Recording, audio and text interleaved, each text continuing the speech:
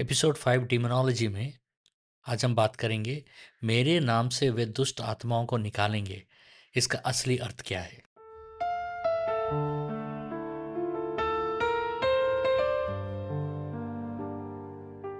Video को अंत तक ज़रूर देखिएगा क्योंकि मैं एक सवाल पूछूंगा और पहले 3 सही जवाब देने वालों में से 2 जन को मेरा लिखा हुआ किताब इनाम में मिलेगा और किताब बाई पोस्ट आएगा आपके घर। मेरा किताब दुष्ट आत्माओं को कैसे निकाला जाए इसको ज़रूर पढ़िएगा। इसमें मैंने बहुत सारे सवालों का जवाब उसमें लिखा है। 100 सवाल है उसमें और उनका जवाब मैंने लिखा है, जिसमें आपका बहुत सारा डाउट्स हो सकता है। ये किताब आप अमेज़ॉन और फ्लिपकार्ट में पा सकते हो और इस किताब का लिंक नीचे डिस्क्रिप्शन में दिया गया है। क्या सिर्फ यीशु के नाम में बोल देने से दुष्ट आत्माएं निकल जाती हैं, या इसके पीछे कुछ गहरा आध्यात्मिक और कानूनी सच है जो बहुत लोग मिस कर देते हैं? आज हम इसे बाइबल के द्वारा समझेंगे। सबसे पहला, यह एक सजेशन नहीं, यीशु का नाम यह एक आदेश है। मार्कुस का 16-17, विश्वास करने वालों के साथ ये चिन्ह होंगे, वे मेरे नाम से दुष्ट आत्माओं को निकालेंगे। ध्यान दीजिएगा, होंगे, ये ऑप्शनल नहीं है। यह बिलीवर विश्वासी की पहचान है, यानी यह कोई स्पेशल लोगों के लिए नहीं, हर सच्चे विश्वासी के लिए है। ये मेरे नाम से, इसका असली मतलब क्या है? नाम का मतलब सिर्फ शब्द नहीं है। कोलोसियों का 3:17, जो कुछ तुम करो सब प्रभु यीशु के नाम से करो। यहाँ नाम का अर्थ है उसकी अधिकार, उसका पोजीशन, उसकी प्रतिनिधित्व। मतलब जब आप कहते हो यीशु के नाम में, तो आप अपने आप से नहीं, उसकी ओर से बोल रहे होते हो। और हमेशा एक बात याद रखिएगा, दुष्ट आत्माएं शब्द नहीं, अधिकार या अथॉरिटी को पहचानती हैं। प्रेरितों के काम का 19 का 13-15, मैं तुम्हें उस यीशु की शपथ देता हूं जिसे पौलुस प्रचार करता है। दुष्ट आत्माओं ने उत्तर दिया, यीशु को मैं जानता हूं और पौलुस को भी। यह बहुत शॉकिंग है। उन्होंने यीशु का नाम बोला पर अथॉरिटी नहीं था। दुष्ट आत्माएं बोले यीशु का नाम, लेकिन वो बोलने से कोई रिजल्ट नहीं आया।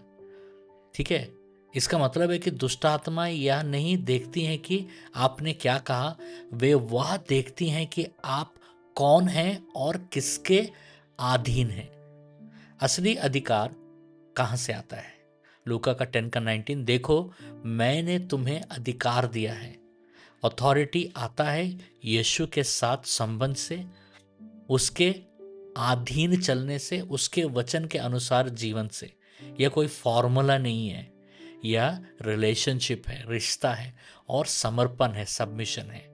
यह सिर्फ शब्द नहीं है, एक लीगल ग्राउंड है। अगर आप कहते हैं यीशु के नाम में पर जीवन उसके विपरीत है, तो क्या होगा? आपका स्पिरिचुअल लीगल ग्राउंड कमजोर हो जाएगा। याकूब का 4:7, इसलिए परमेश्वर के अधीन हो जाओ और शैतान का सामना करो। ऑर्डर को समझिएगा, पहले परमेश्वर के अधीन, पहले परमेश्वर के अधीन, फिर शैतान का सामना। अगर पहला नहीं है तो दूसरा इफेक्टिव नहीं होगा। ठीक है, अब एक गहरा सत्य को समझिए, ये बहुत कम लोग समझते हैं। यीशु का नाम पासवर्ड नहीं है, यह एक पोजीशन है। जब आप उसके नाम में चलते हो तो आप उसकी जीत को लागू करते हो, उसकी अधिकार को उठाते हो, कैरी करते हो, उसकी सरकार, किंगडम को आप प्रतिनिधित्व, रिप्रेजेंट करते हो। मेरे नाम से का मतलब है उसकी अधिकार में। यह हर विश्वासी के लिए है। ठीक है, सिर्फ बोलना काफी नहीं है, रिश्ता और समर्पण जरूरी है। डीमंस वर्ड्स नहीं, अधिकार पहचानते हैं। यह जादू नहीं है, यह राजा का अधिकार है, किंगडम अथॉरिटी है। कुछ सोच रहे हैं कि हर मंडे, ट्यूसडे और वेडनेसडे, सोमवार, मंगलवार, बुधवार भारत के समय में रात को 9 से 10 बजे मैं लाइव आता हूं और सपनों का अर्थ बताता हूं। नीचे डिस्क्रिप्शन में ड्रीम इंटरप्रिटेशन फॉर्म का लिंक दिया गया, उसमें आप अपने सपनों को भेजिए, मैं इंटरप्रेट करूंगा। हर पहला और तीसरा फ्राइडे को भारत के समय में रात को 9 से 10 बजे मैं आकर चंगाई और भविष्यवाणी प्रार्थना करता हूँ। हमारे साथ जरूर जुड़िएगा और याद रखिएगा, सेकंड और फोर्थ फ्राइडे, दूसरा और चौथा शुक्रवार को हमारा 12 घंटा का प्रार्थना होता है, सुबह 7 बजे से शाम को 7 बजे तक, मॉर्निंग 7 टू इवनिंग 7। और इस प्रार्थना में हज़ारों लोग हमारे साथ जुड़ते हैं और कई सारे भविष्यवाणी चिन्ह चमत्कार होते हैं।